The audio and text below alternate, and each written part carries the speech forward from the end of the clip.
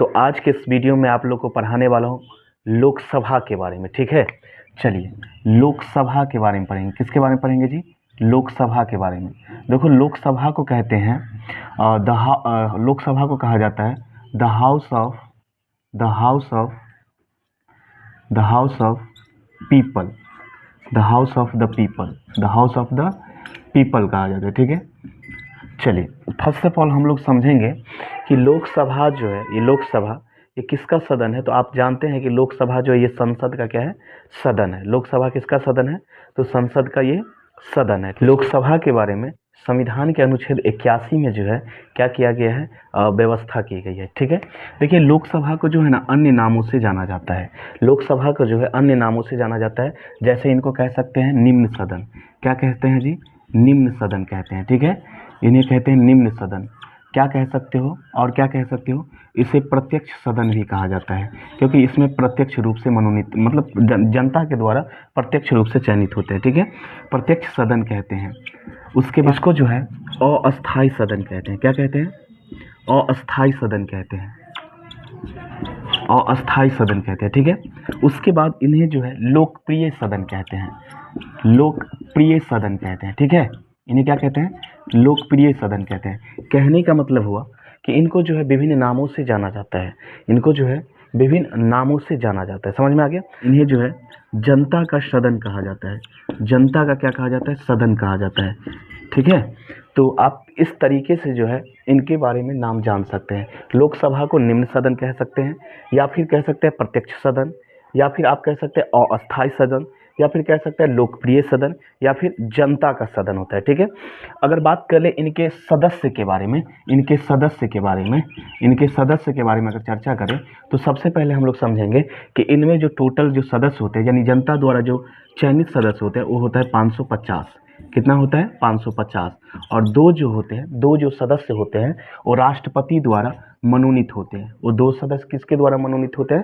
तो राष्ट्रपति के द्वारा मनोनय किया जाता है। यानी कि इनकी जो कुल सदस्यों की जो संख्या हो गई, कितना हो गई?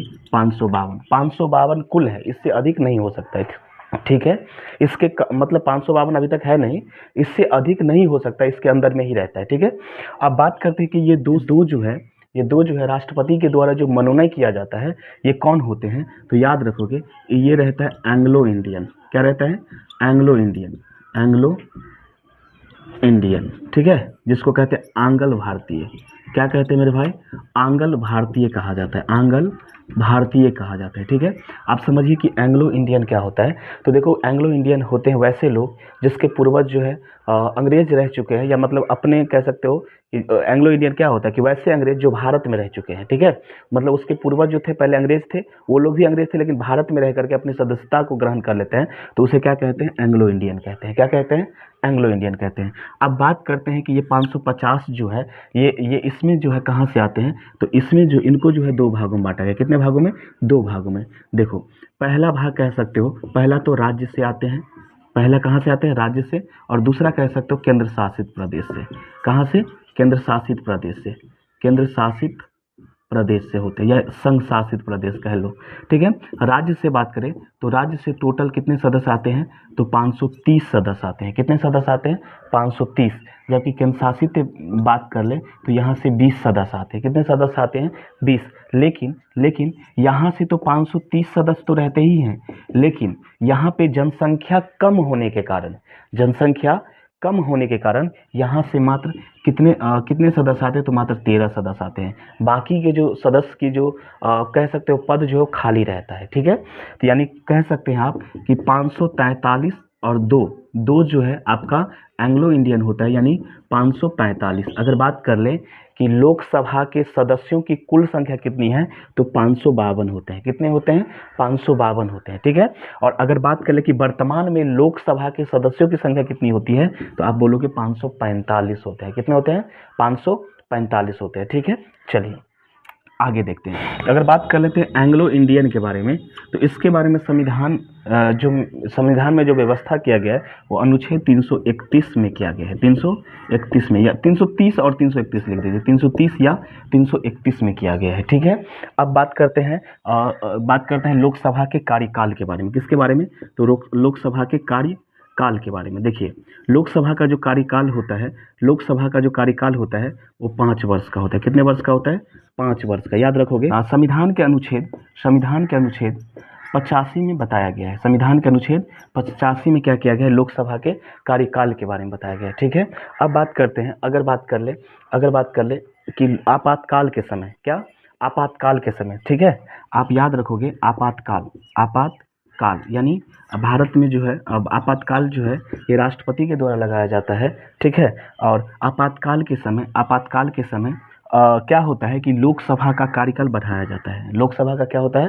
कार्यकाल बढ़ाया जाता है। ठीक है, कितने वर्षों के लिए? तो 1 वर्षों के लिए, यानी जितने वर्ष तक रहेंगे आपातकाल उसमें 1-1 वर्ष बढ़ाता हुआ जाएगा। ठीक है, कितने वर्ष तक? 1-1 वर्ष तक। लोकसभा के कार्यकाल में जो वृद्धि होती है वो आपातकाल लगने पे, इसके बारे में संविधान के अनुच्छेद 83(2) में बताया गया है। संविधान के अनुच्छेद 83(2) में बताया गया है कि जब देश में आपातकाल लगते हैं तो कह सकते हो कि लोकसभा अध्यक्षों की कार्यकाल जो है वो 1 वर्ष बढ़ाया जाता है। अगर ज़्यादा समय तक लगा रहेगा तो प्रत्येक 1-1 वर्ष बढ़ता जाएगा। 1-1 वर्ष क्या होता जाएगा? बढ़ता जाएगा। ठीक, याद रखोगे। 42वां संविधान संशोधन 1976 में इंदिरा गांधी ने क्या किए थे? लोकसभा का कार्यकाल बढ़ाए थे। लोकसभा का क्या हुआ था? कार्यकाल को बढ़ाए थे। ठीक है, याद रखिएगा। और याद रखिएगा, संविधान का 44वां संशोधन 1978 ईस्वी में मोरारजी देसाई ने लोकसभा के कार्यकाल को घटाया था। यानी इंदिरा गांधी जो बढ़ाए थे ना लोकसभा के कार्यकाल, उसको घटा करके पुनः कितना वर्ष कर दिया? 5 वर्ष कर दिए थे। कितने वर्ष कर दिए थे? 5 वर्ष कर दिए थे। ठीक है, चलिए आगे देखते हैं। इंदिरा गांधी लोकसभा के कार्यकाल कितने वर्ष कर दी थी? तो 6 वर्ष। कितने वर्ष कर दी थी? 6 वर्ष। लेकिन मोरारजी देसाई जो है लोकसभा के कार्यकाल को घटा करके पुनः 5 वर्ष किए थे। ठीक है, कि लोकसभा के सदस्य बनने की योग्यताएं क्या क्या होती है। तो देखो मेरे भाई, फर्स्ट ऑफ ऑल सबसे पहले कि वह भारत का क्या हो? नागरिक हो। वह भारत का नागरिक हो। उसकी न्यूनतम आयु कम से कम 25 वर्ष का हो। तीसरा पॉइंट हम लोग याद रखेंगे, वह किसी लाभ के पद पे नहीं हो। वह किसी लाभ के पद पे नहीं हो। साथ ही साथ हमको ये भी रखना है याद कि वह मानसिक रूप से स्वस्थ हो। आप लोग देखे होंगे कि ज़्यादातर क्वेश्चन एग्जाम में इस प्रकार से कुछ पूछे जाते हैं कि प्रधानमंत्री बनने की न्यूनतम आयु कितनी होती है। तो देखो, प्रधानमंत्री बनने के लिए या तो उसे लोकसभा का सदस्य होना चाहिए या राज्यसभा का सदस्य होना चाहिए। लेकिन यहाँ पे क्वेश्चन में क्या कहा जा रहा है कि प्रधानमंत्री बनने के लिए न्यूनतम आयु। तो जैसा कि आप लोग जानते हैं कि प्रधानमंत्री बनने के लिए न्यूनतम आयु तो लोकसभा का होता है 25 वर्ष, जबकि राज्यसभा का कितना होता है? 30 वर्ष। तो मुझे क्या कहा जा रहा है?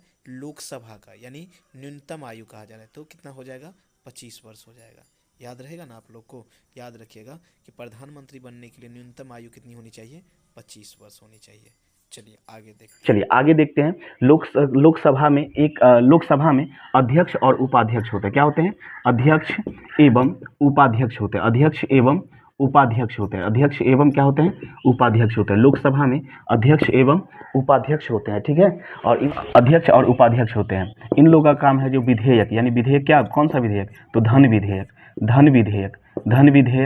विधेयक कौन पास करते हैं? तो लोकसभा के अध्यक्ष पास करते हैं। निर्णायक मत कौन देते हैं? तो लोकसभा के अध्यक्ष देते हैं। निर्णायक मत कौन देते हैं? तो लोकसभा के अध्यक्ष देते हैं। चलिए, आज के वीडियो में बस इतना ही।